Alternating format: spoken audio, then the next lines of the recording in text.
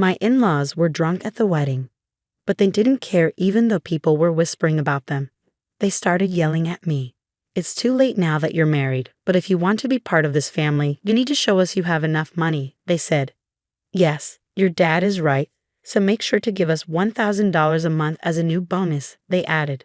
I was shocked by their demands. I couldn't believe they would say such things at my wedding reception. I just stared at them, feeling my face go pale. My dad took the microphone from them. Enough is enough. Don't you realize you're embarrassing yourselves? He said. My name is Linda. I am a 30-year-old office worker.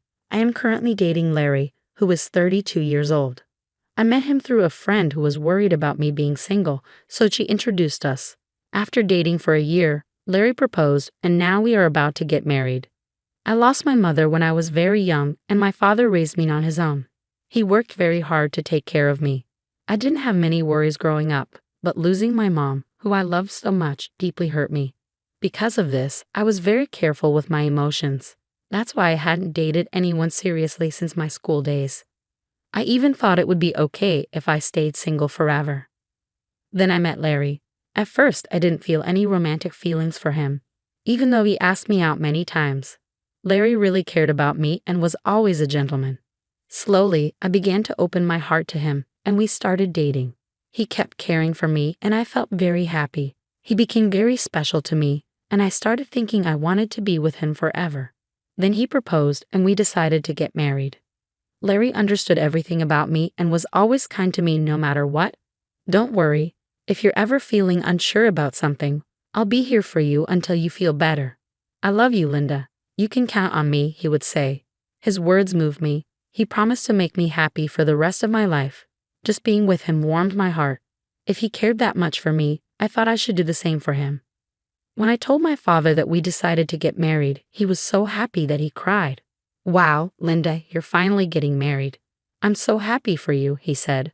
Oh, Dad, you're being dramatic, I joked. Wow, I hadn't heard anything like that from you until now. I was always worried that you might never get married, he replied. Oh, really? I had no idea you were worried about that, I said.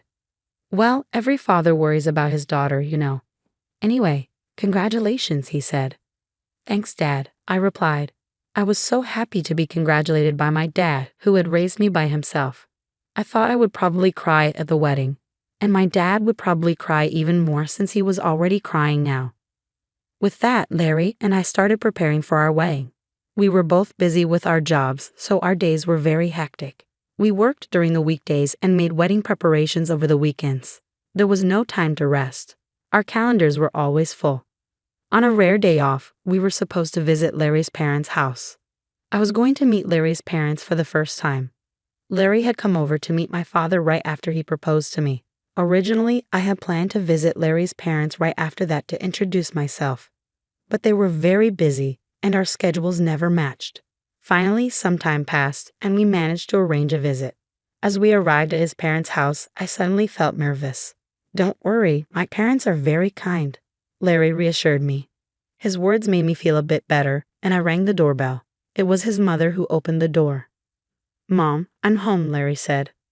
Welcome home, Larry. It's so good of you to come, his mother replied warmly. As she talked with her son, I greeted her as politely as I could. Nice to meet you. My name is Linda, and I'm Larry's fiancée. I see, so you're Linda, she said. Her voice was much lower than when she spoke to Larry, and her smile vanished. She looked me up and down as if judging me. Then she led us to the living room, where her cold attitude didn't change. Linda, I'm curious about what you bring to the table. Larry is our treasure and our only child. If you're going to marry him, you need to be a suitable wife. Are you worthy of him? She asked, more like an interrogation. I was taken aback by her question. I hadn't expected such a cold attitude from my future mother-in-law and was at a loss for words. You're going to join our family, you know. Are you ready for that? She continued. True, marrying Larry meant joining his family. But it's not like Larry's family were the Kennedys or some well-known high society family. It's not like I was marrying into a royal family. Why was I being asked to make such a commitment? Besides, I wasn't even going to live with them. I don't like being pressured with questions like these. As I was trying to figure out how to respond, his mother seemed impatient with my slow reply and scolded me harshly. "When I ask you a question, answer me right away." "You're so rude," she snapped. "I'm asking if you're ready for this," she continued, raising her voice. Despite feeling overwhelmed, I managed to say, "I hope that Larry and I will support each other in our marriage." When I said that, his mother was not convinced. "What a naive thing to say. You aren't just going to support each other. You are supposed to support Larry. It's your job as a wife to support your husband. You don't even understand the basics," she criticized. Then Larry's father, who was sitting next to her, intervened. "Honey, calm down." "Sorry about that, Linda. You must have been startled by my wife's words," he said, trying to ease the tension. "It's all right," I replied, trying to remain calm. His mother is very protective of her only son. Maybe she was just nervous and spoke without thinking. Just then, Larry's brother walked in. He spoke in a quiet, calm, and gentle tone. He seemed like a kind man, which gave me a moment of relief, but that relief was short-lived. With a smile on his face, he said the most unexpected thing. "What my wife says is actually justified. What concerns me the most is that you come from a single-parent family." "What do you mean by that?" I asked, confused. "Well, being raised by just one parent doesn't have a good public image. We can't be too happy to have such a person become the wife of our only son, can we?" he explained. "Hold on a minute," I said, unable to let this comment slide. "What is wrong with being raised by a single parent? My father worked very hard to raise me by himself. I am very thankful for my upbringing, and I am proud of my father. Being raised by a single parent doesn't make me any less valuable." But they still argued. Since you were missing one parent, you couldn't have learned how to be a good wife, do housework, and such. I responded, "I did a lot of housework to help my father. I can also cook pretty well, so please don't say that." Despite my response, Larry's mother ignored what I said and finally stated, "I will allow you to marry Larry, but in exchange, you must promise to devote everything to us because we are Larry's parents. Can you promise me that?" I was shocked. "What?" "Since you came here to ask for our permission to marry our son, you do know what your duties are, don't you?" Before I could say more, he continued the conversation. I found that my in-laws had completely taken over the conversation, giving me little chance to respond. That night, as I thought more about the marriage, I decided to share my feelings with Larry. "Say, Larry, do your parents always talk to people like that?" "What about it?" Larry seemed unfazed. I was surprised that Larry didn't see anything wrong with what his parents had said to me. "Well, I mean the way your parents spoke to me and what they said," I tried to explain. "Oh, really? Well, they were just talking about whether you were ready for this marriage.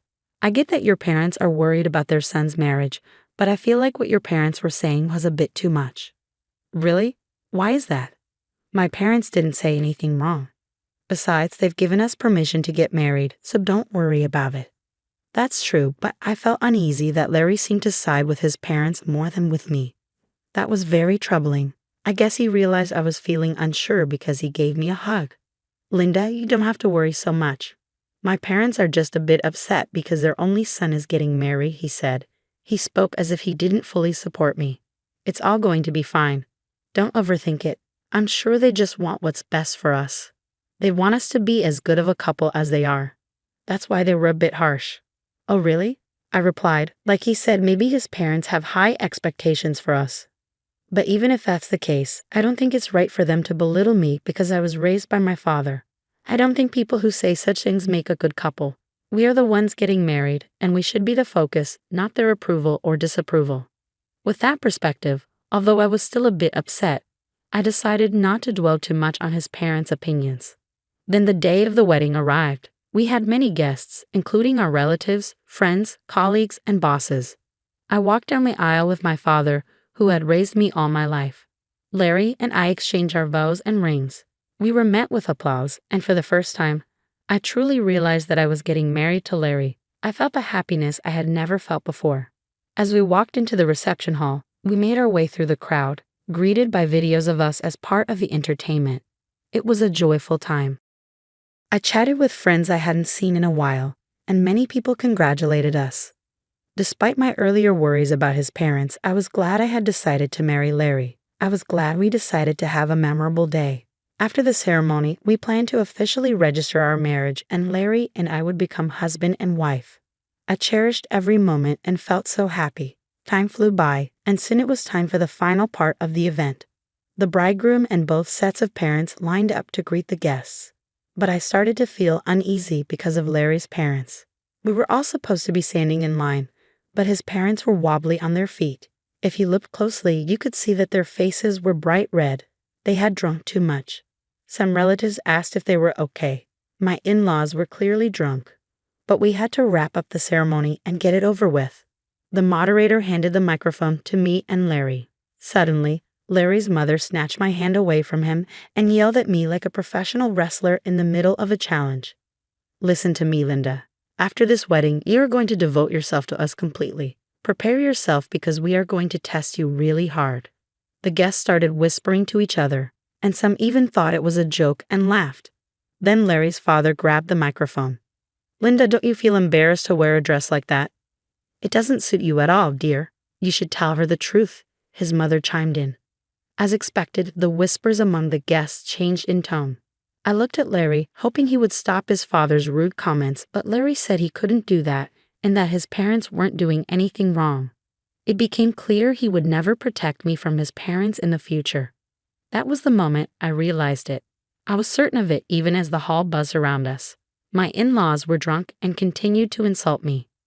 "Well, you're already married, but if you're going to be part of this family, you need to prove that you have enough money," they said. "Yes, that's right," they continued. "After you register your marriage at the city hall, you should give us a few thousand a month and your entire bonus." I was shocked by their words. I never thought they would say such things at our wedding reception. I just stared at them, feeling my face go pale. My father took the microphone from them. "Enough of this. Don't you realize you're making fools of yourselves?" he said, though still showing some respect. His parents glared at my father.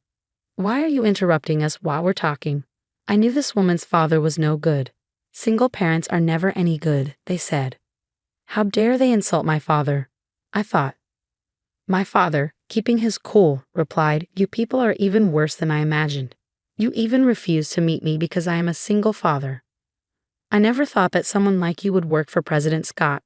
President Scott is such a respectable person. I assumed his employees would be decent as well." At that, my father-in-law's face turned very serious.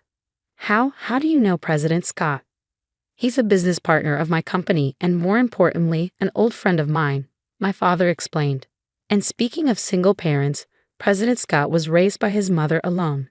So you just insulted the president of the company you work for." Seeing my in-laws' faces fall at my father's words, I realized they finally understood the mess they had gotten themselves into.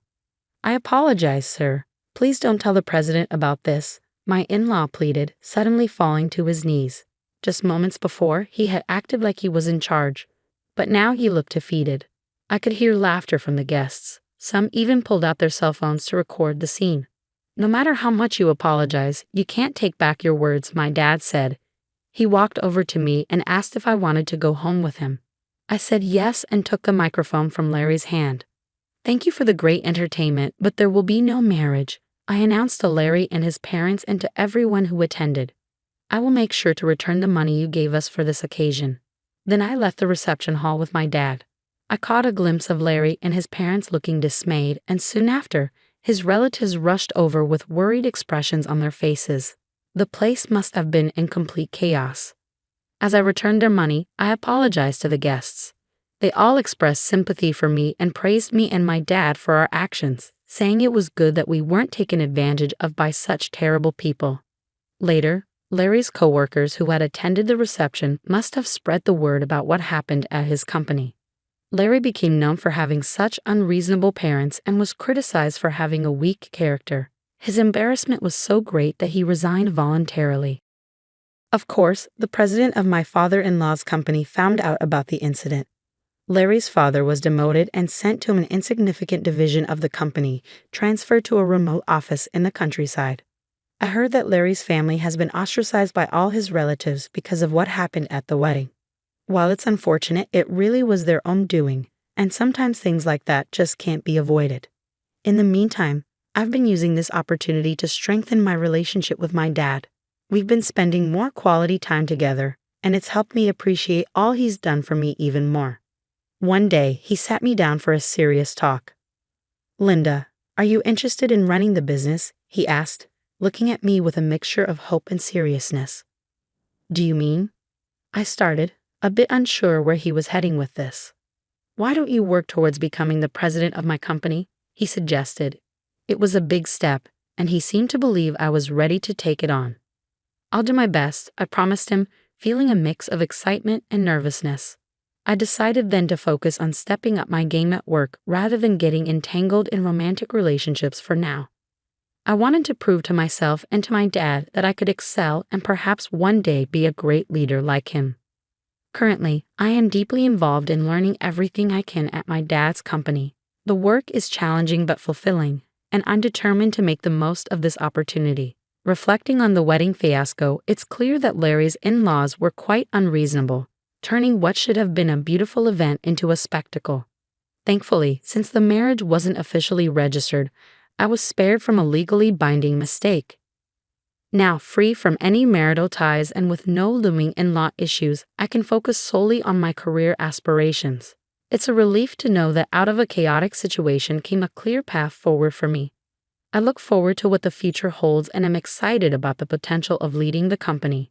I wish myself all the best and hope that anyone watching this story can take something valuable from it. Thank you for staying till the end. Please consider subscribing if you enjoyed this story, and I hope to see you in the next video.